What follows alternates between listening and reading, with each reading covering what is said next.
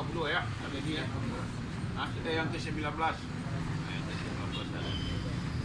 Nah, rencana yang akan masak ayam gulai atau ayam kari. Dapur kentang, dapur kacang-kacang.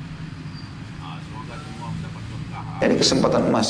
Kata Nabi SAW, "Man fattara sha'iman kana lahu mithlu ajri sha'imin qala in yanqus min ajri sha'imin syai'a."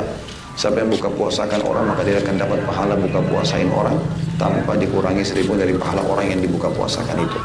Mungkin ada seseorang bertanya, kan tidak semua orang bisa buka puasain orang. Kalau kita bayangkan makanan lengkap mungkin dianggap mahal, mungkin 30.000 misalnya. Itu ada hadis Nabi yang berbunyi dan dihasankan oleh para ulama. Kata Nabi SAW, aku sahabat bilang, ya Rasulullah, tidak semua orang bisa buka puasain orang. Kata Nabi SAW, pahala itu Allah berikan kepada siapapun yang membuka puasakan orang walaupun susu dicampur dengan air.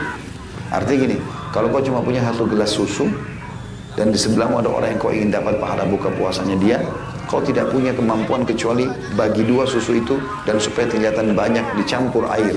Susu kalau campur air hilang rasanya. Walaupun cuma warnanya dapat, atau sebutir kurma atau seteguk air. Lalu kata Nabi SAW, siapa yang membuka puasakan orang yang puasa dengan seteguk air, Allah akan berikan dia minum dari telagaku pada hari kiamat.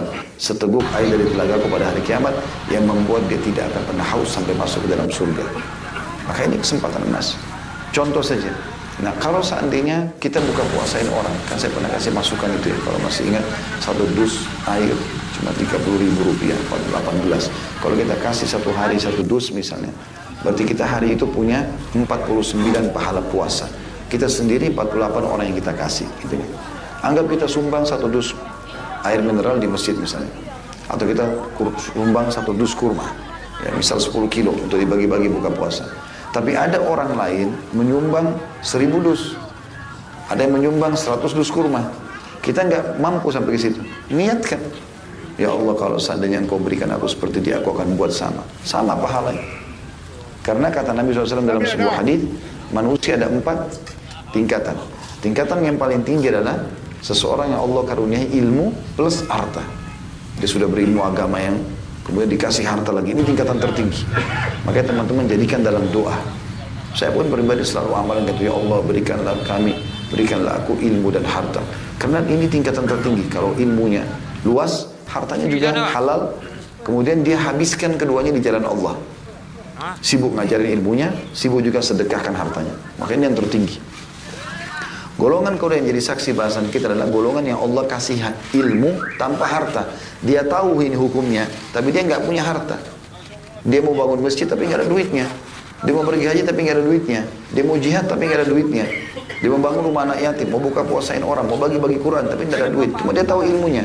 Lalu dia niatkan, ya Allah, dia bilang, kata Nabi SAW, kalau seandainya engkau karuniakan aku seperti orang ini, yang pertama maksudnya, maka aku akan melakukan yang sama. Kalau dia ikhlas, Allah kasih pahalanya sama. Kata Nabi SAW, fahuma fi ajri sawa. Dua-duanya sama pahalanya.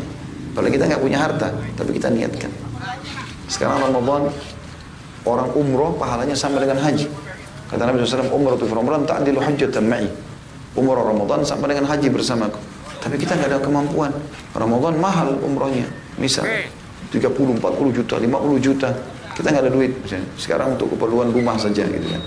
Maka ada teman kita dengar berita umroh. Atasan kita dengar umroh. Jangan diam teman-teman. Niat dalam hati. Minta kepada Allah SWT agar kalau kita betul-betul dikaruniakan kesempatan dan harta, kita akan lakukan yang sama. Allah akan berikan pahala kita sama dengan mereka. Habis lebaran nih, sudah mulai nanti 1 bulan habis lebaran, bulan Dzulqa'dah mulai jemaah haji pada pergi haji. Biasa bus-bus lewat depan kita. Oh jemaah haji, jangan cuma sebatas itu. Ya Allah, kalau Engkau berikan aku kesempatan seperti mereka, aku akan buat yang sama. Sebab begitu, pengurus masjid, imam masjid haram, siapa saja. Sampai sebagian salaf mengatakan, aku berharap memiliki niat baik dalam setiap kegiatan, walaupun aku tidak sempat lakukan. Biar orang hafal Quran, kita akan hafal Quran. Ya Allah, kalau Kau karuniakan aku seperti dia, aku akan buat yang sama. Siapa tahu Allah kasih gitu. Karena memang begitu hadisnya. Kemudian yang ketiga yang buruk ini, dikasih harta tapi tidak punya ilmu. Maka dia habiskan hartanya pada kemaksiatan. Foya-foya ke diskotik, ke bar, mabuk-mabuk pakai hartanya. Datang golongan keempat yang paling buruk adalah dia ada ilmunya, tidak ada hartanya. Udah miskin, bodoh lagi. Gitu kan. Maka ini yang uniknya kata Nabi SAW, dia melihat orang yang ketiga. Yang punya harta, yang bangun-bangun diskotik, buat maksiat, hura-hura, lalu dia mengatakan, kalau aku punya harta, aku akan buat sama dengan ini. Maksudnya yang ketiga. Maka Nabi SAW mengatakan, fahuma fi wazri sawa. Maka ini dua-duanya dosanya sama. Kalau orang buat buruk, jangan dicontoh-contohin. Bahkan jangan niatkan dalam hati untuk mengikuti mereka.